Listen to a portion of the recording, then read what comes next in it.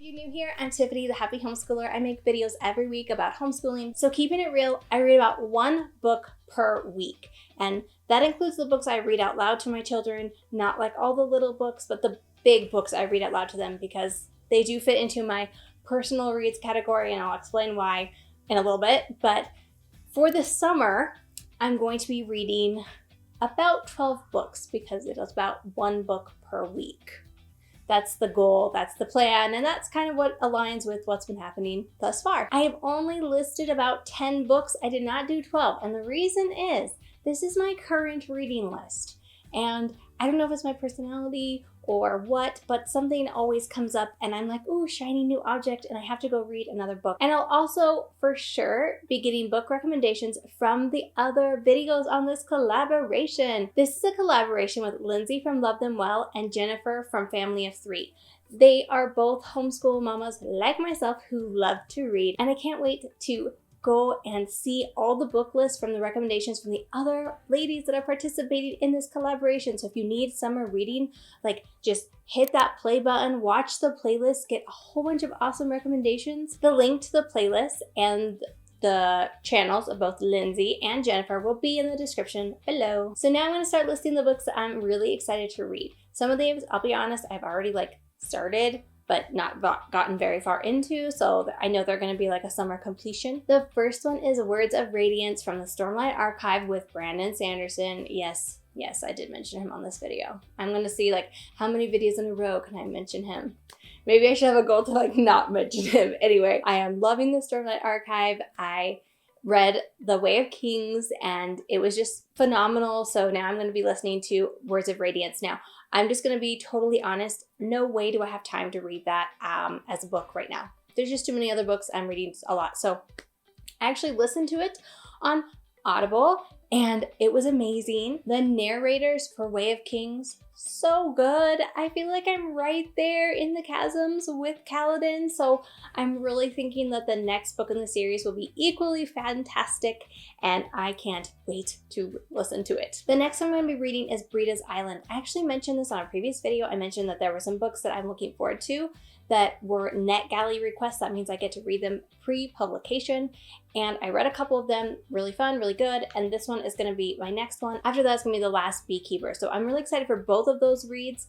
I think they're both gonna be good. And yes, they are middle grade. And yes, they are in this personal reads category.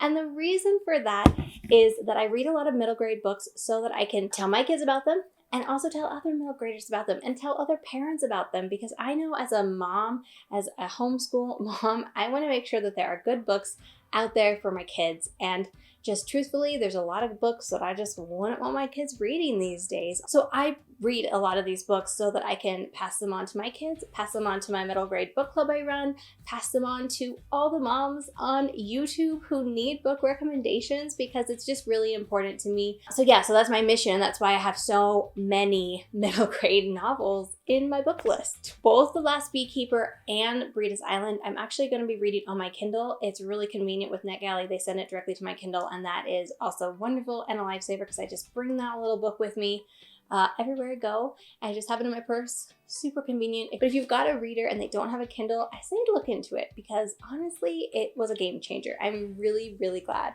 that I bit the bullet and got a Kindle for some of these other books that are just easier to get to pre-read if I have a Kindle. One of the books I'm reading for myself is The Chosen, book 1 and book 2. I only listed book 1 because I'm not positive I'll read both this summer, but I am planning to read both of them. Jerry B. Jenkins actually signed my book, which I thought was pretty awesome, because then I was like, I gotta meet the author, and that was really fun, and I kind of geeked out over that just because I'm a book geek, a book nerd, as it were. And so that was really fun. But I'm really excited to read The Chosen. And if you have not watched that TV series, whew, I'll tell you, it has been such a blessing. I've loved it. My kids have loved it. My husband's loved it. It's just been a great TV series. I feel very certain that the book will be equally wonderful. So I'm excited to read it. The next one I'm reading that is definitely a more personal read is Murder on the Orient Express. I actually got rejuvenated to read this book after, not the movie, after reading A Place to Hang the Moon. And the librarian tells Edmund about the book, and it just actually got me really excited to reread it. So I'd already seen the movie a couple of times, and I was like, oh, I want to read the book now. So I picked that up at Goodwill. So the next one is Half a Chance. This came as part of our Sunlight Core J, and yes, we are reading some of our school books into the summer. As I mentioned, we'll be doing school all year. So I'm really excited for this book. This is about a little girl. So she just moves to a new spot, and the next day her dad flies out. He's a photographer, and he kind of drops her and her mom off and then takes off for his new job. And this really resonated with me. Because my husband has a job where he leaves often. And so I felt like it also would resonate with my children, that they would be able to identify where she's at and how she's feeling, like, oh, I just moved here and I don't have any friends yet, and what's happening. The neighbor boy his grandma is going through dementia, which is something that we're going through in my family as well. And so I think that it'll be a really good learning experience. This is a really good book. I will be honest, I think it's gonna really be a touching book, and I'm excited to finish it. The next one is Code Talker. It's about Navajos. So Native Americans, Navajos, during World War II. And just honestly, I have loved how many books I have read from Sunlight and from just like my own picking up. Books about World War I or World War II from completely different perspectives than I've ever heard before. I mean, there has been a lot of them. I will list some of them in the description so you can find them, because just I've been blown away. If you guys want a list of World War II books, like, tell me in the comments. Middle grade World War II books. I feel like I've hit the jackpot with some amazing reads this last year, and I've just found them just so fascinating and just opening my eyes more. And it's really neat that a middle grade book can do that, a middle grade novel, but they have. Code Talker, also on my summer reading list. It doesn't look very interesting from the cover, but it actually, like, reading the back, it sounds super cool. The United States is at war. 16-year-old Ned Begay wants to join the cause, especially when he hears that the Navajos are being specifically recruited by the Marine Corps. So he claims he's old enough to enlist, breezes his way through boot camp, and suddenly finds himself involved in a top secret task, one that's exclusively performed by Navajos. He has become a code talker. Now, Ned must brave some of the heaviest fighting of the war, and with his native Navajo language as code, send crucial messages back and forth to aid in the conflict against Japan. His experience in the Pacific, Guadalcanal, and Iwo Jima, okay, and beyond, they will leave him changed forever. Anyway, I think this looks super, super good. This is another school book, but this one is for my daughter. We're reading Miracles on Maple Hill. This is the second time I've read this book. I love it. I think it's a wonderful novel about a family. The father was in World War II. He comes back. He was a prisoner of war, and they thought he had died, and he didn't. But he comes back, and things are really, really hard. This book really resonated with us for many different reasons, and I'm loving reading it aloud to my daughter. It's a really, really good book, and I'm excited to read again. And I would kind of consider it a personal read at this point. And last but not least is Matched. So a friend recommended this to me, and I had seen it around. I was kind of curious about it, but she said it was similar to Divergent. And I enjoyed that whole series. I read all the series, actually several years ago, probably like 7 years ago at this point.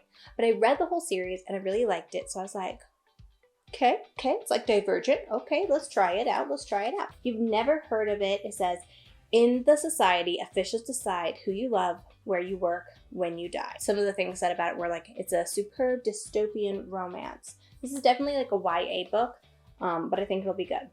Cassie has always trusted the society's choices, and when her best friend appears on the matching screen, Cassie is certain he is the one, until she sees another face flash for an instant before the screen fades to black. Now she is faced with impossible choices, between the only life she's known, a path no one dares to follow, between perfection and passion. Society matched them, but love set them free. I don't know, sounds really good. I'm excited to try it out, and thank you to Sarah for recommending Matched to me. Looking at this list, I'm feeling like I should add in like a personal development book. I'm going to be honest, I don't really read a lot of like personal development that are not either like homeschool or parenting. Like, I like wholesome things. I don't read like Wash Your Face Girl or Shut Up Girl or whatever those books are. I don't read a lot of those books, and I think they might be great for some people. I just don't love them. And I don't like a lot of self-help books because I feel like sometimes they're very like self-centered. Just truthfully, I'm just being honest here. This is my personal opinion. I'm not saying they're bad. I'm not saying you shouldn't read them. I just find them kind of selfish. So I'm looking at some books to read for this summer that are like, I would consider my version of self-help, which would almost be like devotionals, that kind of thing. So some of the ones I'm thinking about are Fervent by Priscilla Shirer, and then Lioness Rising or Girls with Swords by Lisa Bevere. If you guys have suggestions, put them in the comments. Let me know. I really love Bible studies, and I don't necessarily always want a Bible study, maybe just like a really good like Christian wholesome read. That would be my version of a self-help book. So if you have suggestions, put them in the comments. Thanks so much for watching. Tell me your summer reading plans, and don't forget to go watch the playlist and get a whole bunch of awesome book recommendations for the summer. I hope you guys have an awesome summer and happy reading.